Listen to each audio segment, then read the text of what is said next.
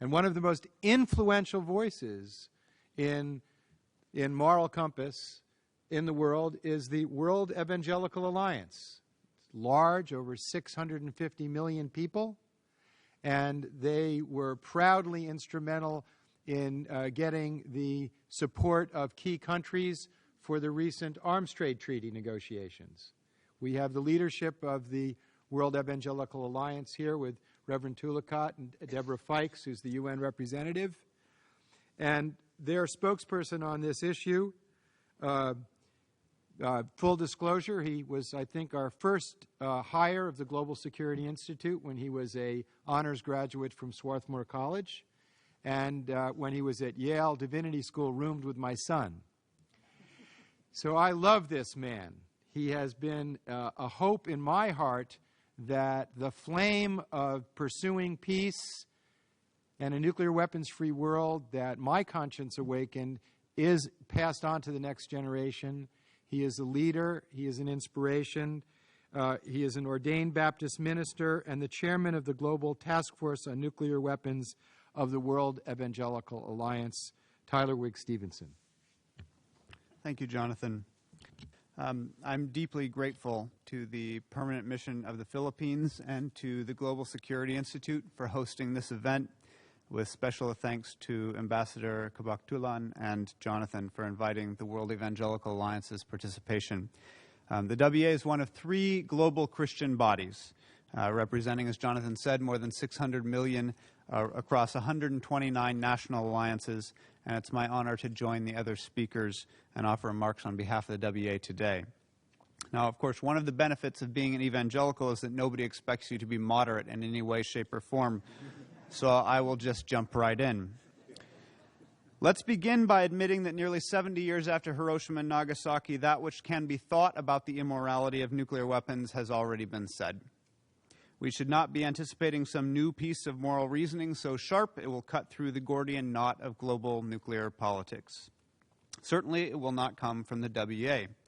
Humility demands that we acknowledge that we are late in coming to trenches, where our brothers and sisters from the Roman Catholic Church and World Council of Churches, as well as our neighbors from many other faith traditions, have labored long and faithfully, and hopefully our immoderation will make up for our tardiness.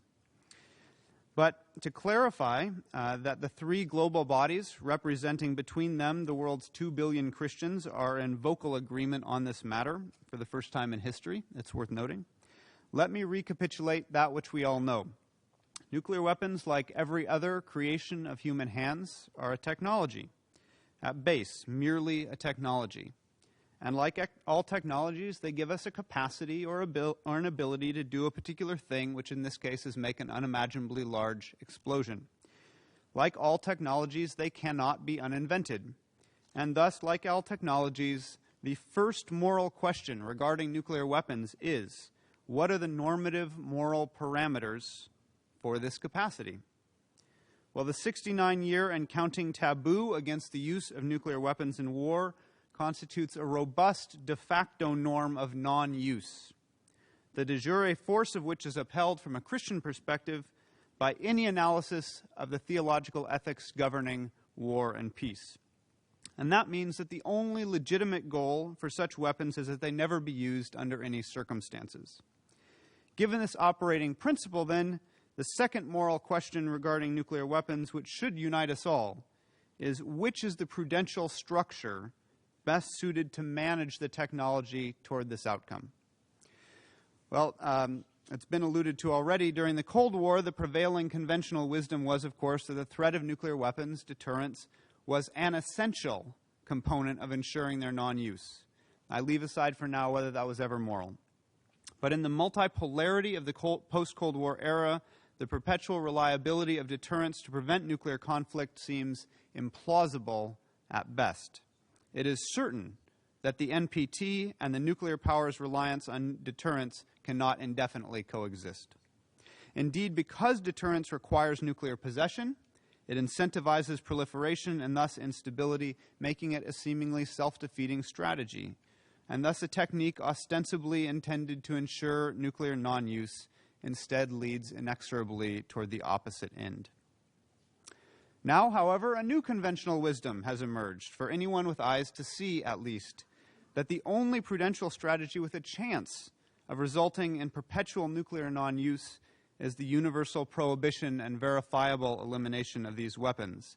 And if this is true, then this is the only politics and the only policies deserving of any derivative moral sanction. Unfortunately, our actual politics may be going in precisely the opposite direction, but not because of moral disagreement, but because the narrowly conceived near-term security interests of each state seem to counsel precisely the opposite course of action that is required by the long-term existential security interests of all states. And I confess it thus seems unlikely to me that moral discourse will penetrate and transform the immediate situation. I may be the dour one up here. And as a result, I believe there is every likelihood that the countries of the world will fail us and will lead us into some form of nuclear catastrophe. I'm speaking personally here. The WA is not in the prognostication business. So what then of the moral compass? Why then speak if we cannot guarantee the efficacy of our words? A Roman general returning from foreign conquest in ancient days enjoyed the glory of a triumphal procession through the eternal city. And as legend had it, it was custom for him to have his slave sit with him in the chariot. And beneath the roars of the acclaiming crowd, the slave would murmur over and over again, memento mori, memento mori. Remember that you too will die. You, O king, are also mortal. We who traffic in moral claims are the slave, and we must be as relentless. Our words lack any power to compel. Our declarations are only accepted when they align with national interests. We are, in fact, entirely powerless. But our words are powerful because they are true.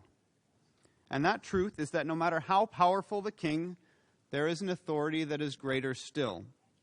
The apparent absence of this authority on a global level, of course, is in fact the very crisis which the United Nations was created to address.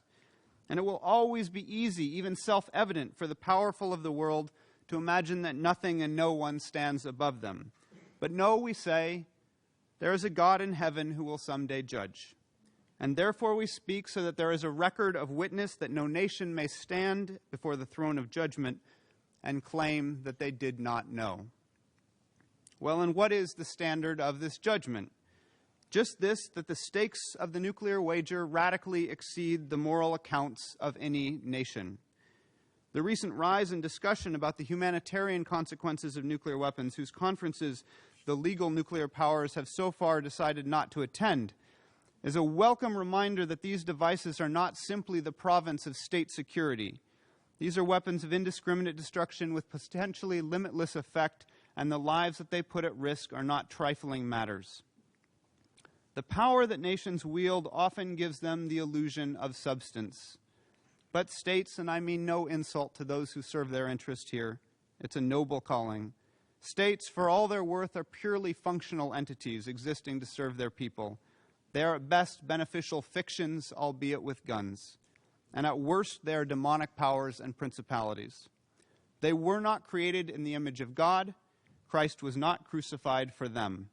And the greatest of empires has less standing in the court of heaven than a single child. So we here respectfully remind them of their relative stature and plead that they recalibrate their standards of security. And who knows?